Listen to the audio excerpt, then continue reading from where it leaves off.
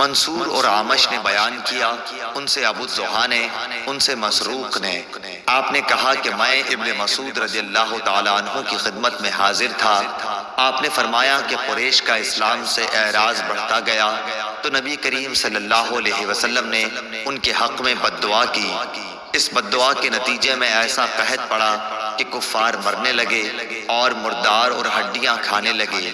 آخر ابو سفیان آپ صلی اللہ علیہ وسلم کی خدمت میں حاضر ہوا اور عرض کیا، اے محمد صلی اللہ علیہ وسلم، آپ صلہ رحمی کا حکم دیتے ہیں لیکن آپ کی قوم مر رہی ہے، اللہ عز و جل سے دعا کیجئے۔ آپ نے اس آیت کی تلاوت کی۔ ترجمہ: اس دن انتظار کر جب آسمان پر صاف کھلا ہوا دھواں نمودار ہوگا۔ الآیہ۔ خیر، آپ نے دعا کی، بارش ہوئی، قحط جاتا رہا، لیکن وہ پھر کفر کرنے لگے۔ اس پر اللہ پاک کا یہ فرمان نازل ہوا۔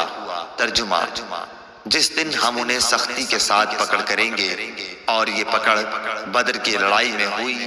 اور اسباد بن محمد نے منصور سے بیان کیا کہ رسول اللہ صلی اللہ علیہ وسلم نے دعائے استسقاء کی مدینے میں، جس کے نتیجے میں خوب بارش ہوئی کہ 7 دن تک وہ برابر جاری رہی۔ آخر لوگوں نے بارش کی زیادتی کی شکایت کی تو حضور اکرم صلی اللہ علیہ وسلم نے دعا کی کہ اے اللہ، ہمارے اطراف و جوانب میں بارش برسا، مدینے میں بارش کا سلسلہ ختم کر۔